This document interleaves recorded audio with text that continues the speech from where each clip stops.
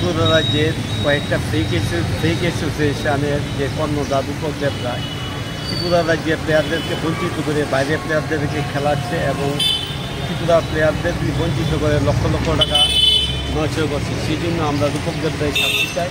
এই জন্য আমাদের প্লেয়ার ফোরামের পক্ষ থেকে এখানে গভর্নমেন্টে আমরা আইনের ব্যবস্থা নিয়েছিলাম এবং আজকে দীপক দেব রায়ের শাস্তিমূলক দেওয়ার জন্য আজকে বিচারের বিভাগে সেটা উঠবে।